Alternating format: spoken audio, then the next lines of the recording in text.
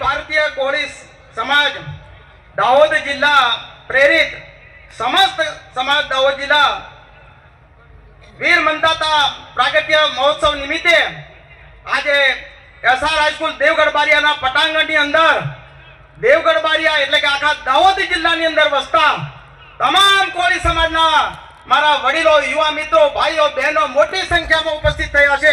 ત્યારે આ કાર્યક્રમમાં ઉપસ્થિત આપણા આજના દાહોદ જિલ્લાના કોળી સમાજના પ્રમુખ અને 73 વર્ષની વયે પણ નવયુવાનને શરમાવે એવી સ્ફૂર્તિ ચાલતા એવા માનનીય મહોદય શ્રી સુરસિંહભાઈ ચૌહાણ સાહેબ, તેઓનું જોરદાર તાળીઓથી આપણે સ્વાગત કરીએ। ત્યારબાદ આપણા કોળી સમાજના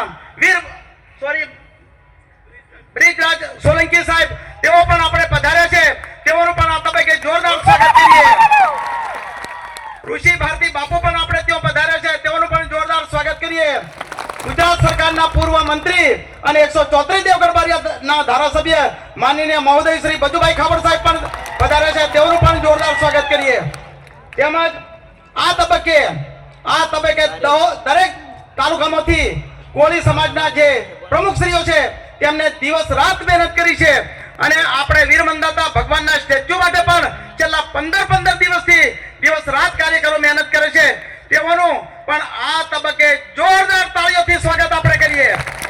ત્યાર પછી આખા દાહોદ જિલ્લામાંથી સમસ્ત કોળી સમાજના આગેવાનો, ભાઈઓ, બહેનો મોટી સંખ્યામાં આપણા સામાજિક કુરિવાજો છે એને દૂર કરવા માટે, એને તિલાંજલિ આપવા માટે મોટી સંખ્યામાં પધાર્યા, તે બદલ આપનો ખૂબ ખૂબ આભાર અને આપનું હાર્દિક સ્વાગત કરું છું।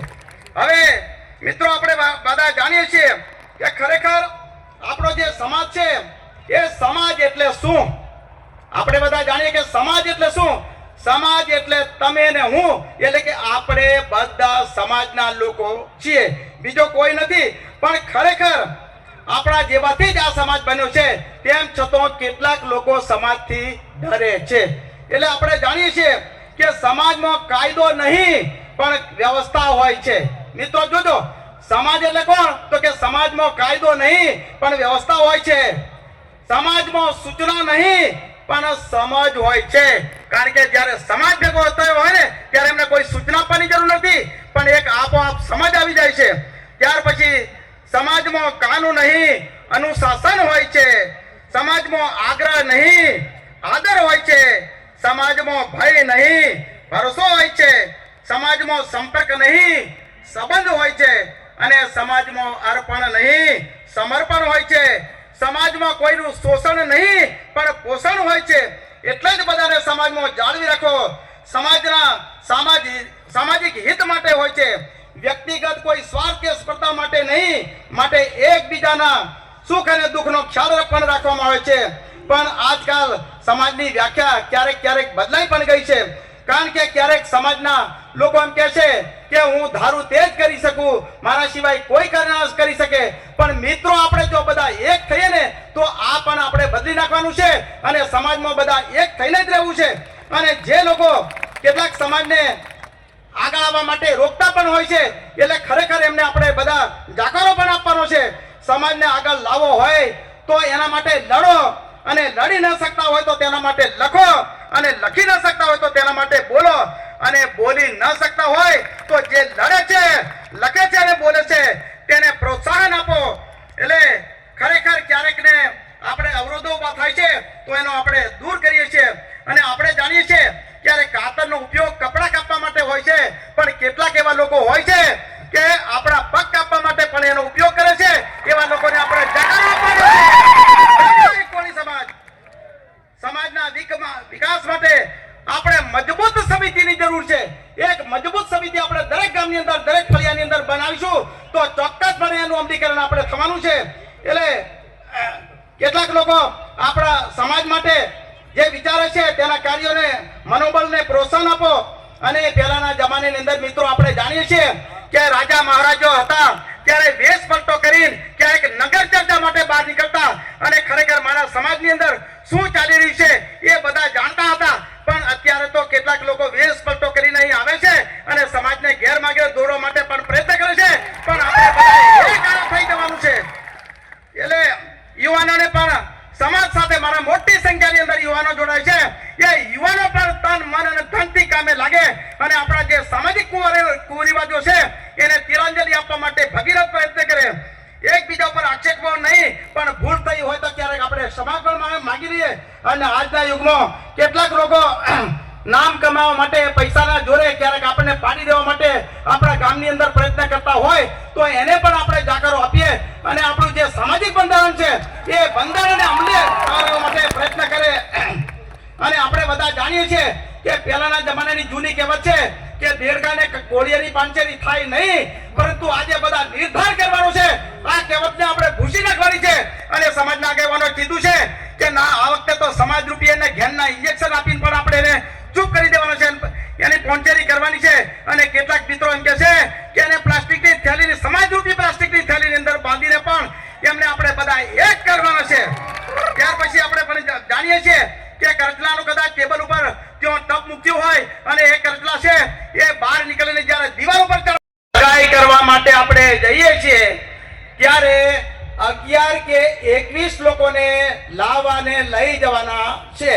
કારણ કે આપણે બધા જાણીએ છીએ કે પહેલા તો એમ કે ચાલો ભાઈ ફલાણાભાઈ છગનભાઈ 100 લોકોને લાવ્યા છે તો આપણે 150 લોકોને જે લઈ જવાનું છે આપણે પણ કંઈક બતાવી દઈએ. પણ એ બંધારણ હવે આપણે, કારણ કે 11 કે 21 લોકો જઈશું તો આપણે 1 કે 2 ગાડીની અંદર ક્યાં જઈશું અને આપણી વ્યવસ્થા પણ સારી રીતે જળવાઈ જશે અને ખર્ચમાંથી પણ મુક્ત થઈ શકશું. મંજૂર છે? મંજૂર છે બધાને? 11 કે 21 જ કરવાના, એનાથી આપણે વધારે કરવાના નહીં. સગાઈ વખતે કન્યા માટે આપણે જઈએ છીએ ત્યારે એના માટે જે વચનમાં ચડાવવાનો છે એટલે એની અંદર પાયલ કે બીજી કઈ પણ વસ્તુ ના લઈ જઈએ અને ફક્ત શ્રીફળ અને એની માતા માટે એક સાડી પણ લઈ જવાની છે. એટલે વરાજા માટે પણ વીંટી કે એને બીજી પણ વસ્તુઓ લાવવાની નથી. તો આ બધાને મંજૂર છે? જય જય કોળી સમાજ. ત્યારબાદ આપણે જઈએ ત્યારે સુગંધ પ્રસંગમાં જતા હોઈએ ત્યારે માત્ર ત્યાં જઈએ છીએ ત્યારે ત્યાં ચા અને ગોળ ધાણાનો જ ઉપયોગ કરવાનો છે. બીજા કોઈ પણ પ્રકારના ઠંડા પીણા કે નાસ્તાનો ઉપયોગ કરવાનો નથી. તો આ બધાને માન્ય છે? જય જય કોળી સમાજ. લગ્ન પ્રસંગમાં માત્ર જો આપણે જાણીએ છે કે ડીજે તો વડીલોને ગમતું નથી, તેમ છતાં કેટલાક યુવાનોએ કીધું છે કે કદાચ કોઈને ડીજે લાવવું હોય તો માત્ર ને માત્ર એક જ ડીજે લાવે અને સરકારે નક્કી કરેલો હોય સમય, એ સમય મર્યાદાની અંદર અને જે અવાજ પણ નક્કી કરેલો હોય એ અવાજ પ્રમાણે જ વગાડવાનું. એના સિવાય જો 2 ઢોલ લાવો ને તો એ માન્ય રહેશે. પણ તો આ બધાને કેવું માન્ય છે ને બધાને? હા, તો ઢોલ લાવીને વગાડો. લગ્ન પ્રસંગમાં ઓઢણ જે આપણે માંડવે ઓઢણ કરીએ છીએ એ મામા સિવાય કોઈનું પણ આપણે ઓઢણ કરવાનું નથી. આ મેદાને માન્ય છે? જય જય કોળી સમાજ. મિત્રો જે ઊભા છે તે કઈ હાથ ઊંચો કરતા નથી. નોકરીઓ તરીકે જ્યારે આપણે જઈએ છીએ ત્યારે વાજિંત્ર પણ આપણે કોઈ પણ પ્રકારનું લઈ જવાનું નથી. માન્ય છે ને બધાને? જય જય કોળી સમાજ.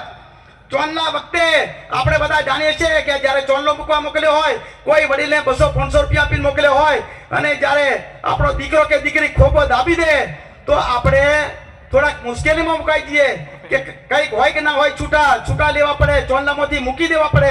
એટલે ખોબો દાબવાની પ્રથા પણ સંપૂર્ણપણે બંધ કરવાની છે.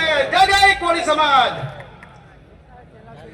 જમણવારમાં દાળ, ભાત, શાક, રોટલી અને કોઈ પણ પ્રકારની એક મીઠાઈ બનાવવાની છે, એની સિવાય વધારે કઈ બનાવવાનું નથી. માન્ય છે ને બધાને? જય કોળી સમાજ. એટલે સારામાં સારો કૌશલ પણ આપણે બનાવી શકાય. અને જાનમાં જવું હોય તો પણ મર્યાદિત સંખ્યામાં જવાનું.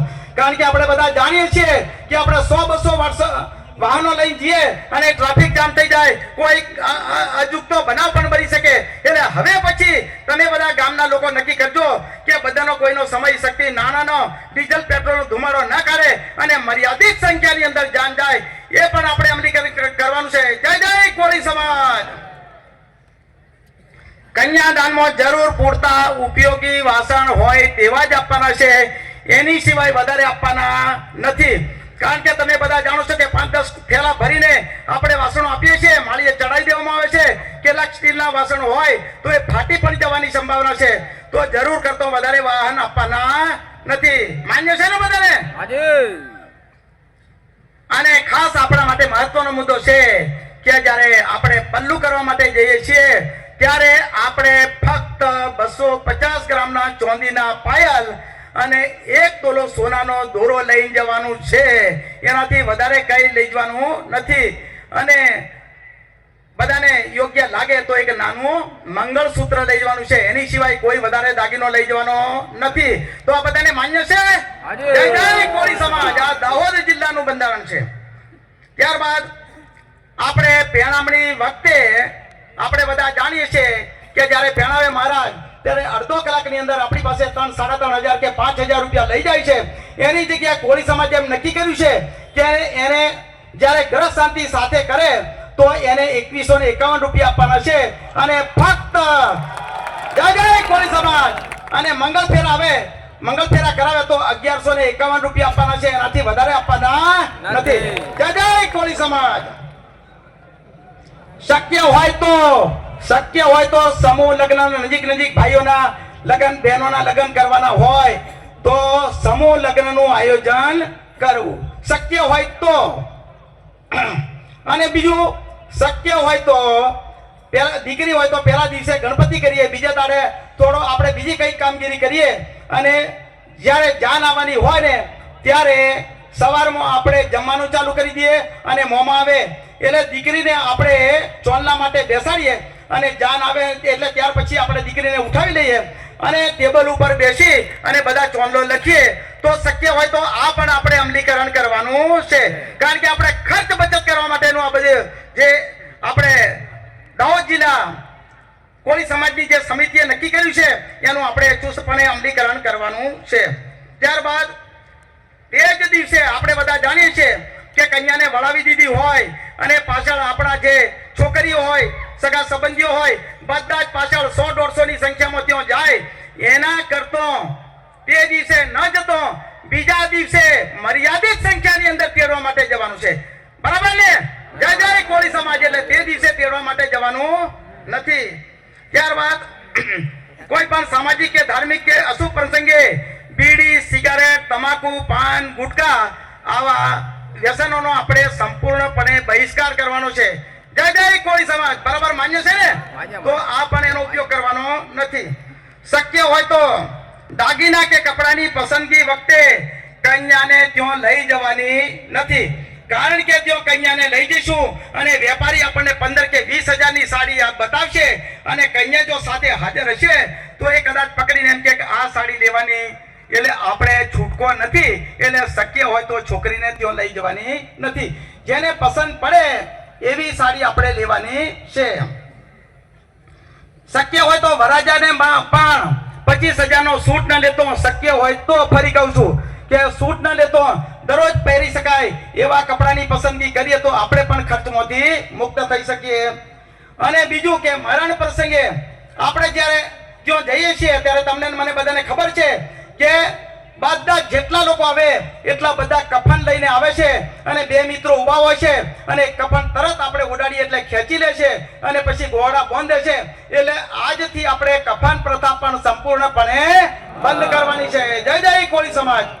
ત્યારબાદ આગલા દિવસે કદાચ મરણ થઈ ગયું હોય અને મરણના આપણે સમાચાર આપી દીધા હોય અને બીજે દિવસે કદાચ 9 કે 10 વાગ્યાનો સમય આપ્યો હોય, એની જગ્યાએ આપણે કીધું હોય પણ તેમ છતાં મોડા આવે તો આપણે તમને મને બધાને ખબર છે કેટલાક લોકો બેભાન થઈ જાય, કેટલાને કળ પણ લાગે, કેટલાક રડીને હેરાન પરેશાન થઈ જાય.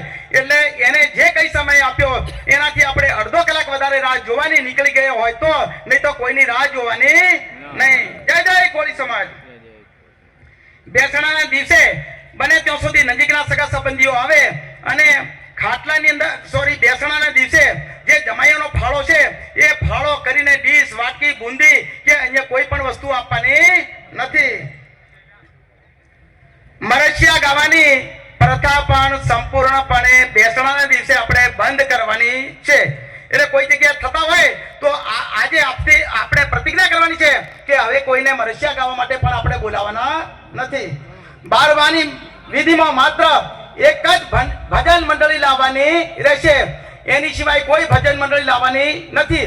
અને બીજું કે મહારાજોને બધા મહારાજા છે, સાધુઓ છે, એમને પણ અમારે વાત થઈ, એમને કીધું છે કે અમારે કઈ કોઈ ટુવાલ કે સાલ પણ સિવાય જોતી નથી અને ફક્ત 10 કે 15 લોકો હોય એમને આપણે રોકડની અંદર દાન કરવાનું છે, એની સિવાય કોઈ પણ વસ્તુ લાવવાની નથી. બધાને માન્ય છે ને? જય જય કોળી સમાજ.